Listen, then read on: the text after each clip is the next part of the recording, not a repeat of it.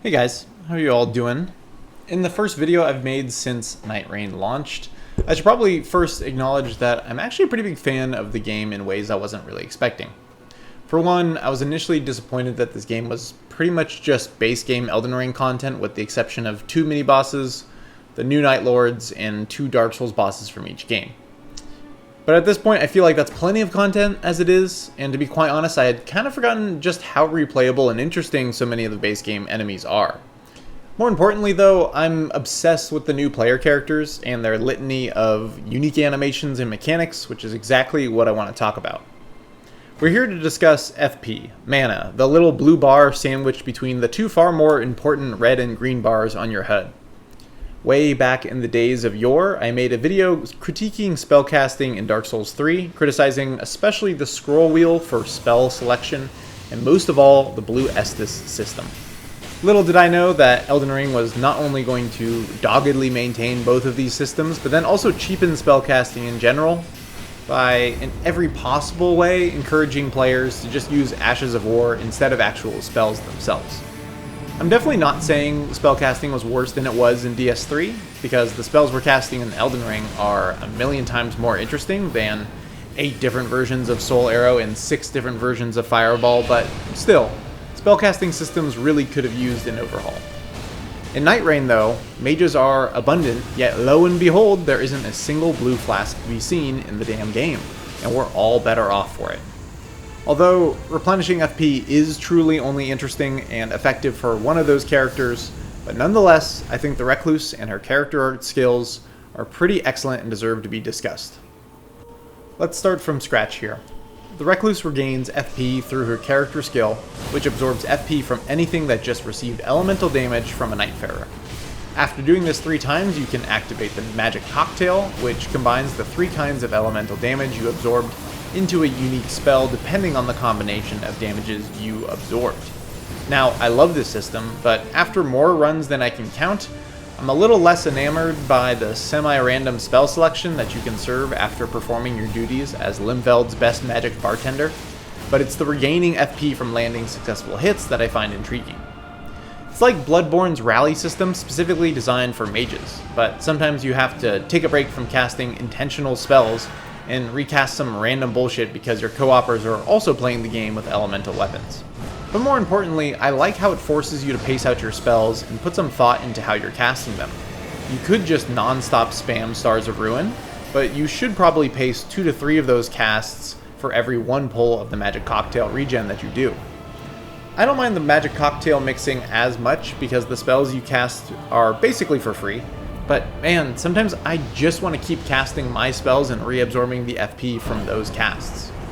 Hell, sometimes it can feel like you're not even really playing the game if you're just constantly reabsorbing elemental damages and casting spells for free. There are instances where I feel like I'm just playing an idle game, or I don't know, fucking Diablo or some garbagey numbers go up kind of game, because I'm regaining more FP than I can output, and I'm just sitting there putting out elemental damage, absorbing it right back immediately, and it just feels like I'm on this endless loop that doesn't really matter, except I'm just continuously doing damage. That's my least favorite way to mage in this game, so I've tried to do that sort of thing as little as possible, because while that can be effective, a lot of the time I feel like I'm not even playing the game I paid $40 for. I don't want to wade too far into the negatives here, though. I love regaining FP, and I'm happy FromSoft tried something weird and unique for their casting system. Speaking of which, oh my god, they're learning. They tied spells to individual staffs. You're so very close to the actual answer of just making this a multi-button press menu like the pouch system from Elden Ring, but I'll give you partial credit on the test, and if you see me after class, I'll just bump you up to full credit. I kind of just want to know that you care more than anything. My greatest fear right now is not that FromSoft will actually just implement these new mage systems 1-for-1 in Elden Ring 2 or whatever the next full-fledged Souls title is. It's that they're just going to go right back to their stupid scroll wheel and flask system for spellcasting and just completely ignore all the progress that Recluse made in terms of spellcasting. I'm optimistic in that FromSoft is clearly thinking about ways to regain FP, but also a little pessimistic in that the best way to regain FP in Nightreign is to consume Starlight Shards, which are easily purchasable and plentiful. Yes, I know that the Revenant has some regains FP on successive attack runes, And that's a neat idea, but in practice, it's a great way to speedrun getting 3 tapped by a Night Lord. Instead, I will shake a cup and busk my way to an inventory full of Starlight Shards next to the Petrified Merchant in front of the Night Lord. Buy me more Starlight Shards, my sugar daddy melee characters, otherwise you're not getting revived by the Wake Me Up Inside doll. Mages are, by design, extremely squishy in this game, and they should at no point be getting into the fray of things. No, especially not you, Colossal Weapon Revenant. Especially since the Revenant is actually a great character, whose best trait is drawing aggro away from other players and away from herself, and really good at picking up down players. So it becomes very irritating in team play when the person who's supposed to pick everybody up when they get downed constantly is getting down themselves because they want to play a melee character with very little health and not great dodges. But also, I'm not going to gatekeep this game for you. If you're a really good Revenant player and you just want to get better at like dodging normal attacks and learning movesets, get in there. It's no skin off my back. Right now isn't quite the right word because I'm so late to making this video, but recently I've noticed a ton of Souls PvP content creators viewing Nightreign as like a list of future mechanics or promises of stuff they're implementing down the line. I see people talking about Wilder's grapple in PvP and how Guardian's shield mechanics are going to totally change blocking from now on. And I'm guilty of it as well, talking about Recluse's character skills so much. But I would advise you, as always, to cautiously temper these expectations. I love so many of these new mechanics, but I would not be surprised if we get Elden Ring 2 without wall vaulting, without the Recluse's FP regain mechanic, without any of these gorgeous dodge animations that FromSoft made for half of these characters. I would prefer we get all of these things, but there's a lot of factors as to why this might not work in a theoretical game that hasn't even kicked off production yet. All I'm asking here is just, enjoy this for what it is and temper your expectations for future projects. That all being said, so much of what we're going to talk about in this next section is future projects. I guess I just want to prime you now to not be disappointed later.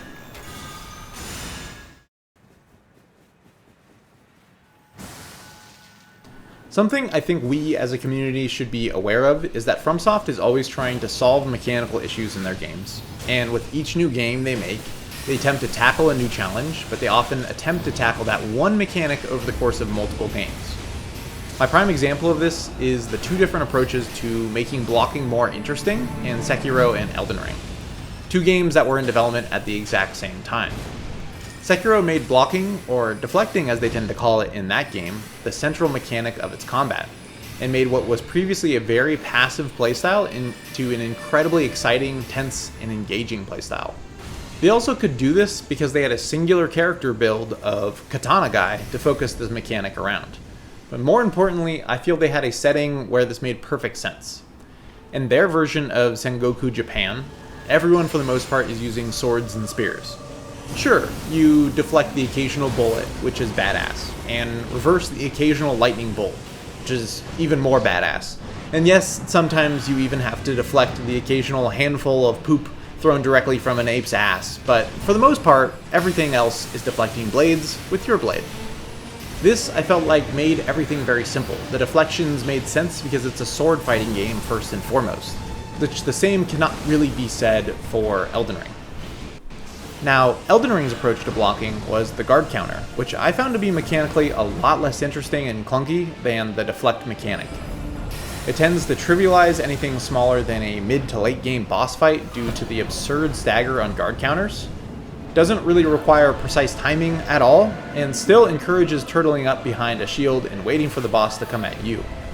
Don't get me wrong, it's still an improvement over the great shield turtling strats of Dark Souls 1 and Dark Souls 3, but it's just nowhere near as engaging as the deflect mechanic. I think there's a very good reason why one of the first items you can get in Shadow of the Erdtree is the deflecting tier, which turns Elden Ring into Sekiro for 3 minutes at a time. My point with all this is that when these games are both in development at the same time, they often have a different solution to tackling the same challenge. And we may be seeing the same thing happen between Nightreign and the Duskbloods right now. I'm not sure what those shared gameplay mechanics will be, but if I had to guess, I'd say it's traversal, character differentiation, and projectile-based combat. So far, Nightreign has taken a decent crack at the PvE side of these things, and I suppose we'll have to wait and see how the Duskbloods approaches those same mechanics in 2026. We're in a pretty experimental era for FromSoft right now. They're making online-only games that are centered around multiplayer with formats that we've never seen them attempt. And while I'm endlessly annoyed about the Duskbloods Switch 2 exclusivity, mechanically, I'm so very fascinated by what they'll be doing, especially with how Nightreign has diverged so much from what my initial expectations of it were. I do have one giant hang-up with Nightreign, and it's not even real criticism, it's more of a preference. I find it necessary to make this distinction because people get really hung up on other people's opinions portrayed as objective criticism, and that becomes a giant can of worms that I have no desire to open. So instead I'll offer this opinion on FromSoft games, which is that more and more we've seemingly been trading atmosphere and level design for upping the insanity of boss fights. I feel like the last game to nail this balance was Sekiro, and ever since then, we haven't gotten a game dripping with atmosphere and tension through just navigating the levels. Sure, there are some great levels in Elden Ring. Stormvale, Leyndell, Volcano Manor, Farum Azula, the Shadow Keep, and Belorat Tower Settlement. Maybe I'd throw Midra's Mansion there, even though it's incredibly short. But that's like 6 or 7 good levels and a handful of mediocre levels in a game that is supposed to be hundreds of hours long, DLC included. And in Nightreign, I think Noclateo is a really cool level that I wish was just like an actual Dark Souls level instead of something designed to be speed ran. This may seem overly harsh, but I feel like the upshot of Nightreign is that FromSoft's levels have never mattered less in a game, and that kind of breaks my heart. You see, I don't really like boss fights a ton. I tend to really hate boss fights in other games, and I enjoy the challenge of overcoming them in FromSoft games because their bosses tend to have such a phenomenal atmosphere and aesthetic that I'm willing to put up with the fight itself in exchange for, I guess, what I would call immaculate vibes. It's not like I hate all boss fights. Like, it's enjoyable to beat a really tight boss fight like Champion Gundyr or the Corrupted Monk. Hell, I love Sword Saint Ishin despite that being kind of a long fight. Or even something flashy like Mesmer. But I get the feeling FromSoft feels the need to one-up themselves in every game they've made for a while now, and for players like myself, it's getting annoying more than anything to see that become the focus, while the quality of the levels isn't improving or is getting actively diluted by the vast expanse of open world to zoom past on your horse. I felt this most intensely while playing Armored Core 6, which is a game I never finished because I simply had zero motivation to keep fighting the bosses in it. I could appreciate the depth of combat and especially the depth of build making, but the bosses were the part I had the least interest in continuing to play. And the levels were mostly a lot of open space to fly around in, which I didn't love. Most of all, the aesthetics and atmosphere of the world weren't really my cup of tea, and thus I bounced off of it about halfway through the game, and just never really went back. I felt this again at the very end of Shadow of the Erdtree. After really an incredible campaign, the final boss being Consort Radahn was one of my least favorite moments in any of their games. I've been tempted to make like just a whole video dedicated to how much I hate, like, 1, the character of Radahn, and 2, how annoying the community is about him, and then 3, like, how much of a piece of crap his second fight is. But it's just so much negativity to make for like one video that this is enough. I can just express those 3 things, and I think you can all just get the gist of it. So I don't want to dwell on that too much. I think for the most part, the Night Lords are a mixed bag that trends on the side of good. Adele has got to be one of my least favorite boss fights in the Elden Ring era, and then the supercharged version of it just tripled down on the aspects I hated. I do like Libra and Dark Drift Knight a lot, and I know a lot of people feel that Heal Store is good but moves around too much, but I actually really like how much he moves around. The only thing I dislike about that fight is that it's taken me like a month to actually learn the moveset because by design his run back is 40 minutes long. But that's like a problem with the overall format of the game itself, not really a problem with the boss. So maybe I'm a little weirdo for this, but I just don't think the boss fight is the end-all be-all of a From Software game. I yearn for levels that want to convey a message to me. Levels that seem to revel in my failure as they hide various rakes in tall grass for me to step on. There's something oddly charming about getting cartoonishly flattened by a giant rolling Indiana Jones ball, or getting struck with a cruise missile arrow fired by a giant archer. Hell, I even yearn for the DS2 moment of getting trapped in a room with like 5 dudes. Bloodborne and Sekiro do this thing near the end of their games where they stick you in a narrow hallway with a dude who will trap you in place and then do terrible things to your body, and the threat of that fills me with a sense of actual dread, something boss fights fail to do for me these days.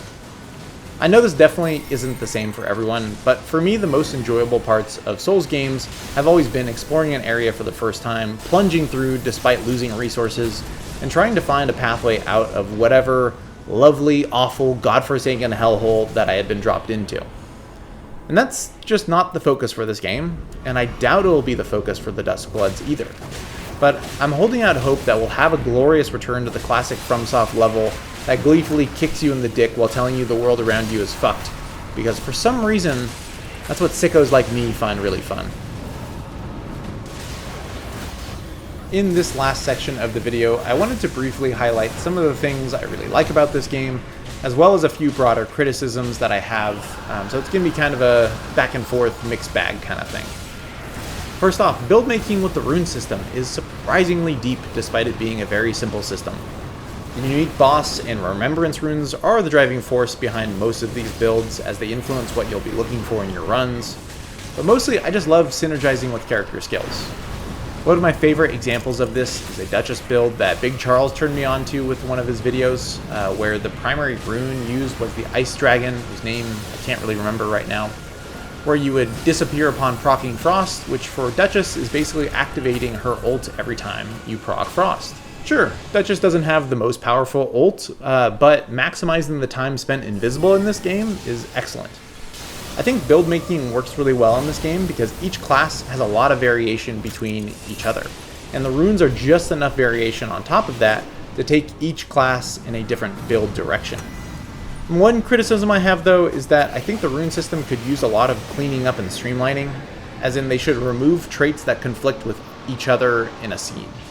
I've gotten a lot of scenes with a Recluse ability and then something that adds an affinity to my starting weapon, which can never apply to a Recluse's staff. Or I'll get an Iron Eye skill in a scene alongside adding Eruption to my starting weapon, which can't be put on a bow.